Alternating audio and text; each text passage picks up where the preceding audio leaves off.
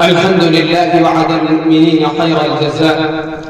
أحمده سبحانه على السراء والضراء، وأشهد أن لا إله إلا الله وحده لا شريك له، وأشهد أن سيدنا محمدا عبده ورسوله أكمل المؤمنين إيمانا فأعظم بخاتم الأنبياء. اللهم صل وسلم على عبدك ورسولك محمد وعلى آله وصحبه أجمعين. أما بعد، فأعوذ بالله من الشيطان الرجيم. بسم الله الرحمن الرحيم. والعصر إن الإنسان لفي خسر إلا الذين آمنوا وعملوا الصالحات وتواصوا بالحق وتواصوا بالصبر. وقال النبي صلى الله عليه وسلم: نعمتان مغبون فيهما كثير من الناس، الصحة والفراغ. قرآن کریم میں زمانے اور دن رات کی قسم کے ساتھ ساتھ مختلف اوقات کی قسمیں ملتی ہیں. کہیں صبح کی، کہیں ضحیٰ کی اور کہیں عصر کے وقت کی قسمیں کھائی گئی. ان قسموں کا ایک بڑا مقصد پکار کر انسان کو وقت اور عمر عزیز کی گزرتی لہروں سے نفع اٹھانے اور پل پل لمحے کو تول کر خرچ کرنے کی طرف توجہ دلانا ہے. شریعت کے احکام میں ذرا غور کیجئے کہ اسلام نے ہر عمل اور حکم کے متعلق ایک معین وقت کے اندر ادائیگی کی پابندی لگائی ہے. شریعت میں 5 بڑے ارکان کے علاوہ دیگر اکثر احکام بھی اسی طرح وقت کے نظم و ضبط کے ایک مخصوص نظام کے پابند ہیں. اس میں ایک طرف جہاں فریضے کی بر وقت ادائیگی مطلوب ہے، وہیں دوسری طرف وقت اور اس میں نظم و ضبط کی اہمیت بھی بتانا مقصود ہے.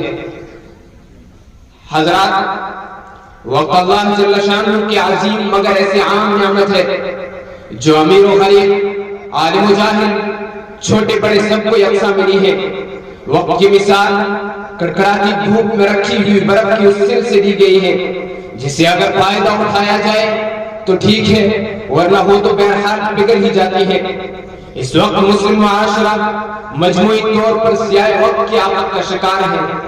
یورپی معاشرہ اپنی تمام تر خامیوں کے باوجود وقت کا قدردان اور زندگی کو ایک نظام کے تحت گزارنے کا پابند ہے. علم و فن اور سائنس و ٹیکنالوجی میں ان کی ترقیوں کا ایک بڑا سبب یہی ہے. جو قومیں وقت کی قدر کرنا جانتی ہیں وہ صحراؤں کو گلشن میں تبدیل کر سکتی ہے، وہ فضاؤں پر قبضہ کر سکتی ہے، وہ عناصر کو مسخر کر سکتی ہے، وہ پہاڑوں کی جگر پاش کر سکتی ہے، وہ ستاروں پر کمندے ڈال سکتی ہے، وہ زمانے کی زمامی قیادت سنبھال سکتی ہے. لیکن جو قومیں وقت کو ضائع کر دیتی ہے، وقت انہیں ضائع کر دیتا ہے، ایسی قومیں غلامی کی زندگی بسر کرنے پر مجبور ہو جاتی ہے. ایسی قومیں دین اور دنیا دونوں اعتبار سے خسارے میں رہتی ہے. ضیاء وقت ان کے ہاتھوں میں کشکول گدائی تھما دیتا ہے. اگر ہم فضول کاموں سے روزانہ 1 گھنٹہ بچاتے تو کسی بھی سائنس کو اپنے قابو میں لا سکتے تھے. اگر روزانہ 1 گھنٹہ حصول علم کے لیے وقت کرتے تو 10 سال تک ایک حد تک باخبر عالم بن سکتے تھے. اگر روزانہ 20 صفحات پڑھتے تو سال بھر میں 7,500 صفحات پڑھ سکتے تھے. لیکن ہم نے وقت کی قدر نہ کی اور ناخلق اولاد کی طرح اس بیش بہا دولت کو اندر خود لٹا دیا.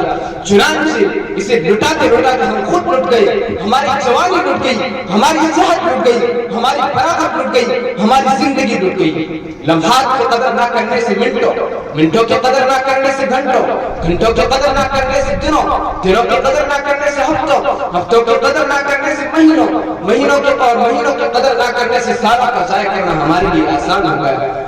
ہم قہوہ خانوں، سینما ہالوں، نجی مجلسوں اور رقص سروپ کی محفلوں میں اپنا قیمتی وقت ضائع کر دیتے ہیں. ہمارا کتنا ہی قیمتی وقت نکتہ چینی، غیبت، بہتان اور بتحاشا سونے میں ضائع ہو جاتا ہے.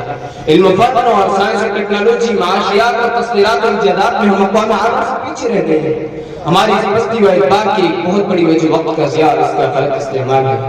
وما علینا